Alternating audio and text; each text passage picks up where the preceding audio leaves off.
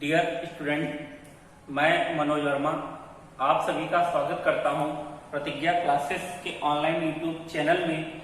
आप सभी लोगों की डिमांड थी कि सर मॉडर्न हिस्ट्री आधुनिक भारत प्रारंभ करिए, तो आप सभी की डिमांड को ध्यान में रखते हुए मैंने आज से आधुनिक भारत का टॉपिक जो है राष्ट्रवाद एवं राष्ट्रीय आंदोलनों का विकास प्रारंभ किया है। तो बात करते हैं कि कैसे भारत में राष्ट्रवाद की भावना उत्पन्न हुई और कैसे हमारा एक भारत एकजुट हुआ और हमने अपने भारत को अंग्रेजों से स्वतंत्र कराया। तो राष्ट्रवाद की उत्पत्ति हुई 1857 के पश्चात।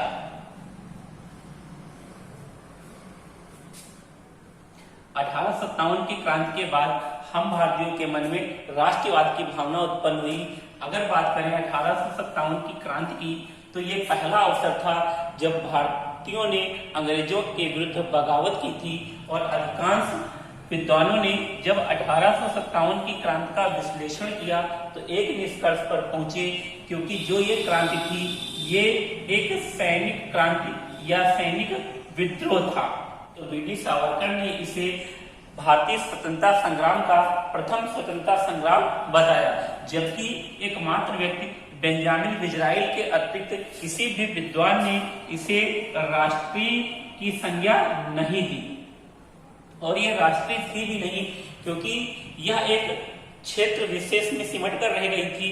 अर्थात जो ये क्रांति हुई थी ये मात्र उत्तर भारत तक ही सीमित रह गई, दिल्ली और उत्तर प्रदेश। ये क्रांति पूरे देश में नहीं फैल पाई थी। तो क्या कारण था कि 1857 की क्रांति एक सैनिक विद्रोह था। करें 1856 में एक अधिनियम लाया गया जिसको कहते हैं सेना भर्ती अधिनियम, जिसके तहत कुछ प्रावधान किए गए थे। और एक प्रावधान यह था कि भारतीयों को विदेश ले जाया गया, अर्थात समुद्र पार ले जाया गया।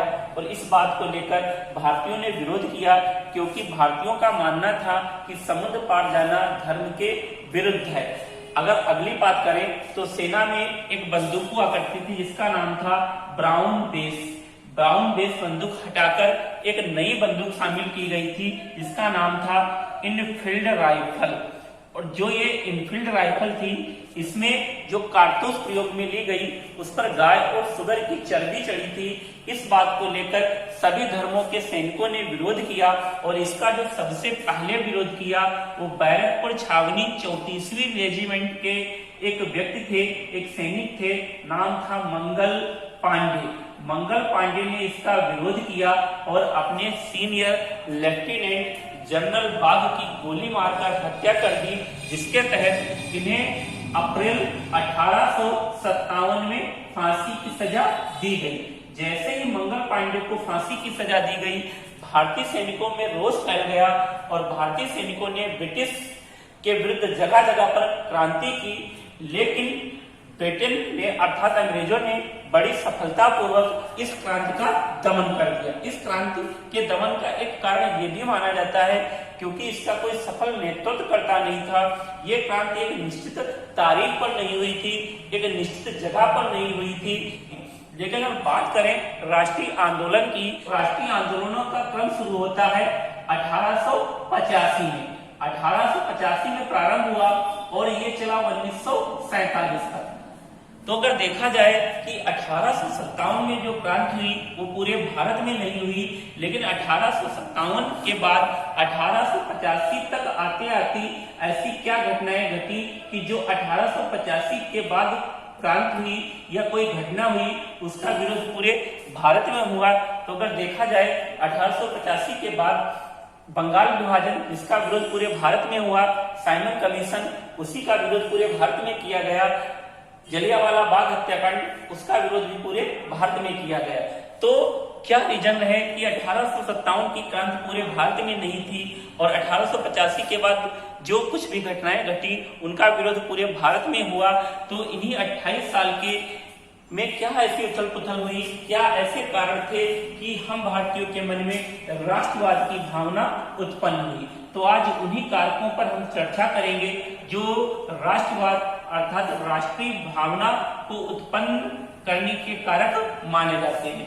तो इसमें जो पहला कारक माना जाता है वो था आर्थिक शोषण। अंग्रेजों ने वो सारी चीजें हम भारतीयों पर लागू की जो सिर्फ अंग्रेजों को ही फायदा करती थी, अर्थात अंग्रेज अपने भले के लिए हम भारतीयों का शोषण कर रहे थे और हमारा खजाना लूट कर अपने इंग्लैंड ले जाते। इस बात को लेकर हम भारतीयों के मन में रोष था। एक व्यक्ति थे दादा भाई नौरोजी, जिन्होंने इसी समय धन के निष्कासन का सिद्धांत प्रतिपादित किया और जिसके तहत प्रत्येक व्यक्ति की आय 20 रुपए वार्षिक मापी। तो दूसरा कारण था राष्ट्रवाद की भावना उत्पन्न करने वाला सामाजिक एवं धार्मिक पुनर्जागरण। ये भी राष्ट्रवाद की भावना को उत्पन्न करने के लिए एक उत्तरदायी कारक माना जाता है, क्योंकि उस समय कुछ ऐसे धार्मिक कार्यकर्ता थे जैसे राजा राम मोहन राय, दयानंद सरस्वती, स्वामी विवेकानंद। इन लोगों ने भारतीयों के मन को इतना अधिक झंझोर दिया कि सभी भारतीय जो थे वो राष्ट्रवाद की ओर उन्मुख हुए, अर्थात उन सभी के मन में राष्ट्रीय भावना उत्पन्न हुई। इसी समय स्वामी दयानंद सरस्वती ने कहा था कि स्वदेशी राज सर्वोत्तम और सर्वोपरि है, हमें उसे हासिल करना चाहिए। एक और व्यक्ति थे पंडित रामतीर्थ, उन्होंने कहा था कि मैं स्वस्थ शरीर भारत हूँ, पूरा भारत मेरा शरीर है। तो इन सभी लोगों ने भारतीयों के मन में राष्ट्रवाद की भावना उत्पन्न की। जो तीसरा कारक माना जाता है वो है आधुनिक शिक्षा। अंग्रेजों के मन में विचार आया कि क्यों ना हम भारतीयों को शिक्षित करें। इसका मतलब ये नहीं था कि ये भारतीयों को शिक्षित करके भारतीयों का उद्धार करना चाहते थे, कल्याण करना चाहते थे।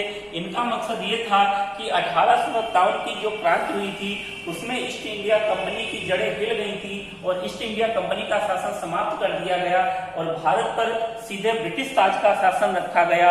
अब बात ये थी कि अंग्रेज संख्या में कम थे, लेकिन भारत का भौगोलिक क्षेत्र काफी बड़ा था, उन्हें प्रशासन करने में कठिनाइयों का सामना करना पड़ रहा और समय समय पर भारतीय लोग इसका विरोध भी कर रहे थे। तो इन लोगों ने एक विचार किया कि क्यों ना इन भारतीयों को शिक्षित किया जाए और इनको अपने कार्यों में शामिल किया जाए, अर्थात इनको कर्मचारी के रूप में प्रयोग करें हम लोग।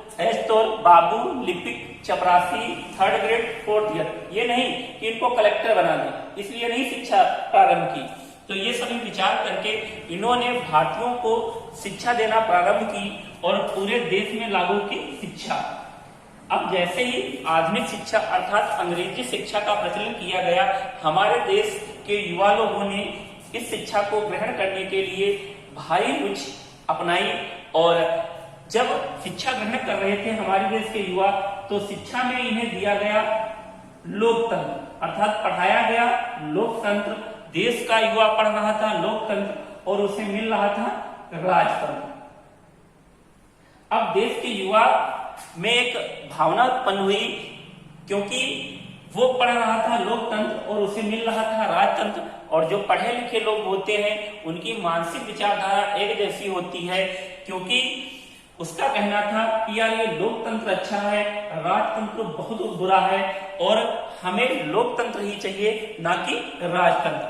और यही शिक्षा देना इनको भारी पड़ गया, क्योंकि एक कहावत होती है कि यदि किसी दूसरे के लिए गड्ढा खोदोगे तो स्वयं उसमें गिरोगे, और वही किसके लिए हुआ? अंग्रेजों की। कि जैसे ही भारतीयों को शिक्षित करना इन्होंने प्रारंभ किया, वैसे ही भारतीयों के मन में राष्ट्रवाद की भावना उत्पन्न हुई।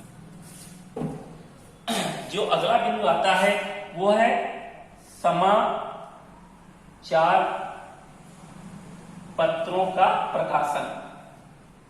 तो अंग्रेजों ने समाचार पत्रों का प्रकाशन इसलिए करवाया ताकि भारतीयों का भला ना हो, स्वयं का भला हो।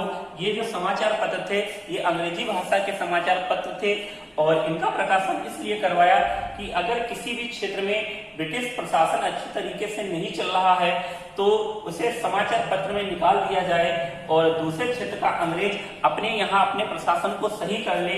इसके लिए अंग्रेजों ने समाचार पत्रों का प्रकाशन करवाया। जैसे मान लीजिए कि एक घटना घटित हुई जो अखबार में छपी कि पंजाब में भारतीय किसानों ने अंग्रेजों का विरोध किया और अंग्रेजों ने अनैतिक तरीके से विरोध का दमन कर दिया। ये खबर अखबार में छप गई। अब पता लगेगा कि दूसरे दिन बंगाल में जो अंग्रेज हैं वो इस चीज को पढ़ेंगे और अपने यहाँ प्रशासन को क्या करेंगे, सही करेंगे। तो इसलिए इस समाचार पत्रों का प्रकाशन करवाया। लेकिन बात ये थी कि जैसे ही ये खबर अखबार में छपी दूसरे दिन, तो हमारे देश का युवा भी जो इंग्लिश पढ़ लेता था उसने पढ़ा और उसे लगा कि यार जो पंजाब के किसान थे उनकी मांग जायज थी और अंग्रेजों ने अनैतिक तरीके से इस मांग को ठुकरा दिया है, अर्थात दबा दिया है।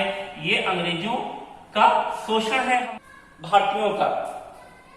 इस बात को लेकर युवा के मन में आक्रोश पैदा हुआ और यही आगे चलकर राष्ट्रवाद की भावना को उत्पन्न करते हैं। इसी बात को लेकर युवाओं के मन में आया कि यार हमारे देश का प्रत्येक नागरिक अंग्रेजी नहीं जानता है, क्यों ना हम इसके लिए कुछ करें। और इसी चीज को लेकर युवाओं ने स्थानीय भाषा के समाचार पत्रों का प्रकाशन करवाया। जैसे ही स्थानीय भाषा के समाचारों का प्रकाशन प्रारंभ हुआ, देश के प्रत्येक युवा में एक आक्रोश फैल गया, अर्थात अंग्रेजों के विरुद्ध, और सभी के मन में राष्ट्रवाद की भावना उत्पन्न हो गई। तो समाचार पत्रों का प्रकाशन राष्ट्रवाद के लिए सबसे बड़ा उत्तरदायी कारक माना जाता है। अंग्रेजी साहित्य,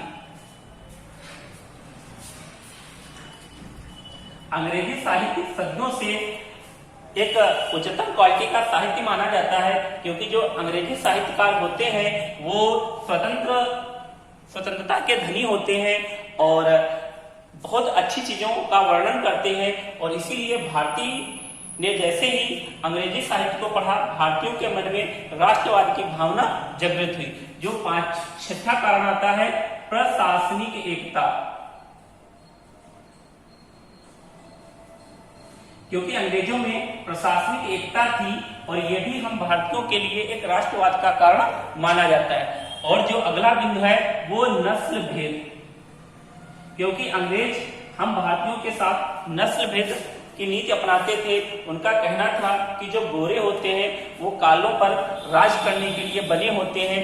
इन सभी उत्तरदायी कारणों से हम भारतीयों के मन में राष्ट्रवाद की भावना उत्पन्न हुई और सारा भारत एकजुट होकर अंग्रेजों के विरुद्ध राष्ट्रीय भावना को लेकर अग्रसर हुआ। राष्ट्रवाद के उदय में जो प्रमुख कारक मानी जाती हैं वो लॉर्ड लिटन की नीतियां मानी जाती हैं। लॉर्ड लिटन ने कुछ ऐसी नीतियां लागू की जो पूरे ब्रिटिश साम्राज्य को ही डुबोकर रख दी। जैसे लॉर्ड लिटन ने 1877 में भव्य दिल्ली दरबार का आयोजन करवाया और इस आयोजन में करोड़ों रुपए खर्च किए। ये सारा रुपया भारतीयों द्वारा वसूला गया था और ये दिल्ली दरबार का आयोजन उस समय किया गया जिस समय पूरा देश अकाल से जूझ रहा था। तो लॉर्ड लिटन ने भारतीयों की मदद न करके एक दिल्ली दरबार का आयोजन करवाया और उसमें करोड़ों रुपए खर्च किए। इस बात का विरोध किया गया स्थानीय भाषा के समाचार पत्रों में और इन समाचार पत्रों में इसका खूब जोर जोर से विरोध किया गया। इस बात को लेकर लॉर्ड लिटन ने 1878 में प्रेस पर नियंत्रण लगा दिया। किस एक्ट के तहत? तो वार्नकुलर प्रेस एक्ट के तहत। ये था स्थानीय भाषा के समाचार पत्रों पर प्रतिबंध और इसमें यह प्रावधान किया गया कि कोई भी स्थानीय भाषा का समाचार पत्र के प्रकाशन के लिए दुगनी फीस वसूली जाएगी अंग्रेजी भाषा के समाचार पत्र की अपेक्षा। और यह भी प्रावधान किया गया कि कोई भी स्थानीय भाषा का समाचार पत्र ब्रिटिश प्रशासन के विरुद्ध नहीं लिख सकता है या ब्रिटिश प्रशासन की निंदा नहीं कर सकता है। अगर वो ऐसा करेगा तो उसकी जमानत राशि जब्त कर ली जाएगी और उसके विरुद्ध कार्रवाई की जाएगी। इसी समय एक ईश्वर चंद्र विद्यासागर का समाचार पत्र था जिसका नाम था सोम प्रकाश, वो बंद हो गया था और एक और पत्रिका आती थी अमृत बाजार पत्रिका। ये बंगाली भाषा की पत्रिका थी और इसने रातों रात अपनी बंगाली भाषा चेंज करके अंग्रेजी भाषा में कर लिया था, जिससे ये पत्रिका बंद होने से बच गई थी। तो ये नीतियां थी। इसके बाद इसने एक और नियम लागू किया 1878 में, आर्म्स एक्ट। आर्म्स एक्ट के अंतर्गत ये प्रावधान किया गया कि कोई भी भारतीय व्यक्ति लाइसेंस नहीं ले सकता है। सिर्फ लाइसेंस लेने का जो अधिकार है वो अंग्रेजों के पास है। इसके बाद इसकी नीति और आई थी